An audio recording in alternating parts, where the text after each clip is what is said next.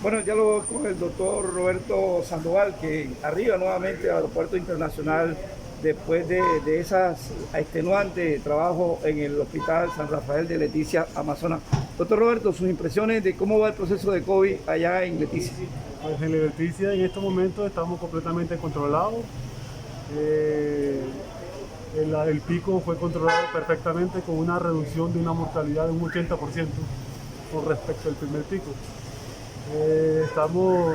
Podemos decir que Leticia en estos momentos está en una inmunidad de rebaño. Logró la inmunidad de rebaño. Una vacunación muy exitosa. Muy a pesar de que se está hablando de la variante brasileña, que está, no sé si es más contagiosa o más mortal. No, no es que sea contagiosa. Lo que pasa es que el COVID tiene una afinidad por patología. Dentro de esa patología está la hipertensión, la diabetes. ¿Vale? Pero una vez que se adquirió la inmunidad de rebaño, recuerda que la vacuna no cura. La vacuna te enseña a defenderte. ¿Y qué hizo la vacuna? Afortunadamente, la respuesta inmunológica de los pacientes fue excelente. ¿Por qué un plazo de 3 meses para volver a colocarse una vacuna después que una persona haya contraído el virus, doctor Roberto? Buena pregunta, ¿por qué? La pregunta es ¿por qué un plazo después de 3 meses? ¿Por qué? Porque recuerda que en este momento el virus va a estar atento. Entonces hay que esperar un cierto tiempo mientras que el organismo logra un cierto una moderada respuesta inmunológica para poder enseñarle a defenderse. Ahora, Y recuerda que el virus tiene una cosa, el virus te disminuye la defensa. Al disminuirte la defensa, vea qué pasa, te vuelves susceptible a enfermedades. Por tal motivo, se le da un chance, se le da un periodo de tiempo para que logre cierto nivel de defensa y lograr darle otro mecanismo de defensa, como son las vacunas. Ahora, doctor, háblenos un poco, porque muchos desconocen el tema de los famosos denominaciones variante y cepa. Por favor, explíquenos un poco sobre eso. Bueno, la variante cepa, recuerda que el virus muta, como el VIH, como el virus del SIDA, que produce el SIDA. El virus muta, a mutar, el virus también, él dice, tú te defiendes, yo también voy a creer y voy a crear un mecanismo distinto a atacarte. Entonces él crea distintas variantes. ¿Con qué fin? Con el fin de atacar al organismo, al ser humano. Ahora, Leticia, ¿cuántos muertos tiene en su haber en lo que va de la pandemia? En lo que va de la pandemia van alrededor de casi 300 muertos. ¿Y qué lectura le da usted a Soledad que tenga más de 1.500 muertos? Que siendo un municipio y no digamos, una región tan grande como Leticia. Primero, aquí yo creo que faltó conciencia de las personas. Ha faltado conciencia de las personas. Segundo, me tocaría analizar cómo fue el tema cómo ha sido el tema de la vacunación, cómo ha sido el tema de las políticas públicas, cómo han impactado estas políticas. Porque Leticia, las políticas desde el punto de vista de la salud impactaron mucho al organismo, a la gente, a los pobladores. Doctor Roberto, de la experiencia que usted ha tenido en Leticia, al frente con la coordinación COVID, ¿puede determinar que se pueden presentar casos en algunos municipios, territorios donde haya improvisación en el manejo de la atención del COVID? Claro, sí. Afortunadamente nosotros hicimos, por ejemplo, con respecto a mí, yo estaba disponible 24 horas para los médicos rurales.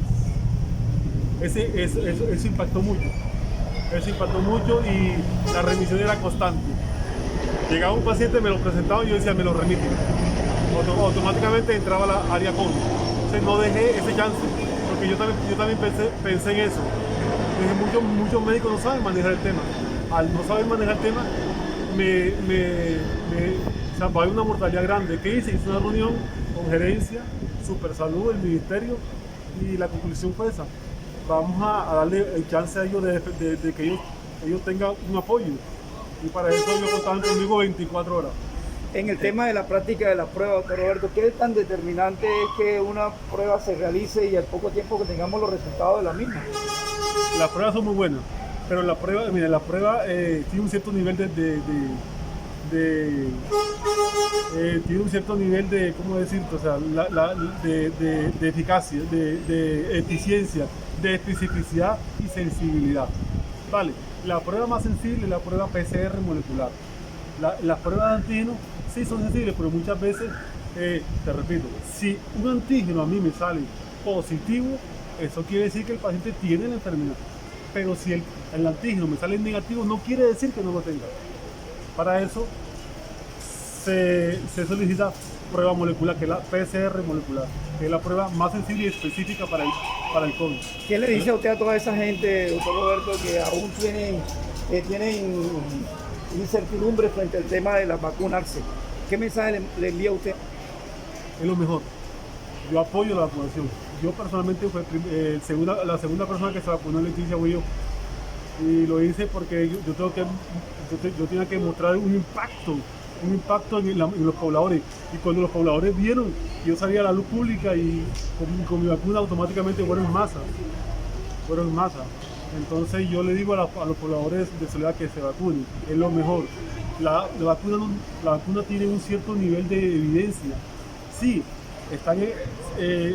hay muchas cosas que estudiar, pero el nivel de evidencia es altísimo.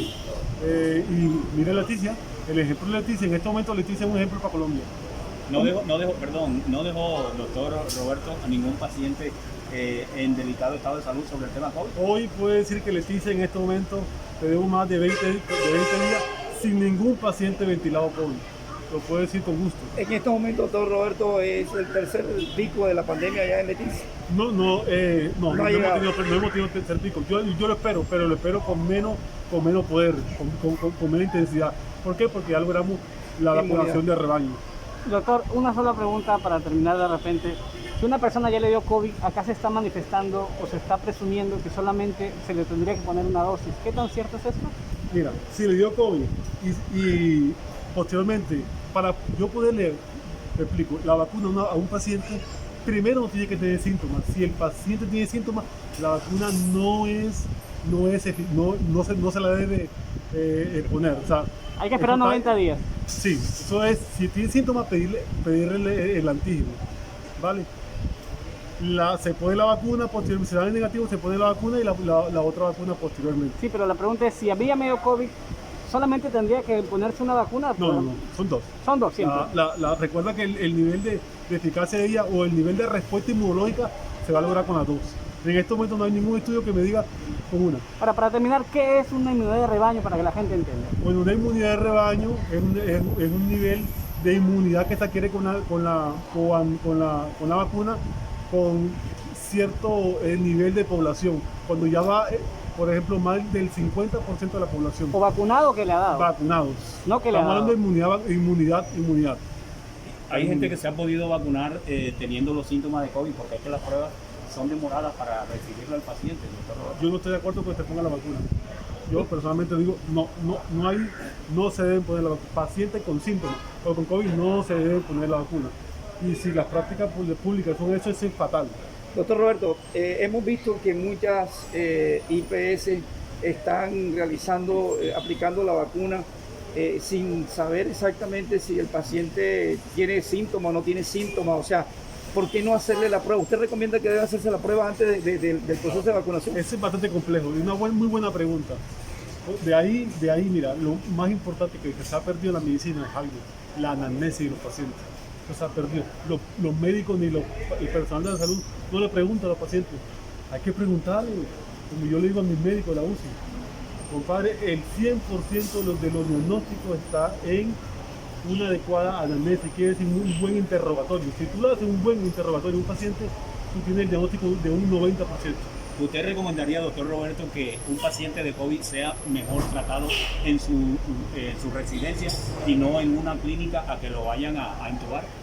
Buena pregunta, excelente pregunta. La respuesta es la siguiente. Yo, para poder decir que un paciente tiene que ser ingresado a un hospital o fuera, existe una escala que se llama la escala de Newton, una escala científica.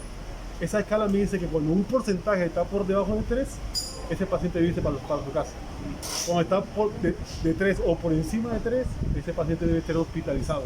Recuerda, yo que mido ahí, mido saturación, frecuencia cardíaca, frecuencia respiratoria, pero muchas veces, fíjate tú, que yo me he encontrado que tienen una Newton por debajo de 3, pero me voy a una placa de decir rayos X de tórax infiltrado, y digo, no, la gente se queda.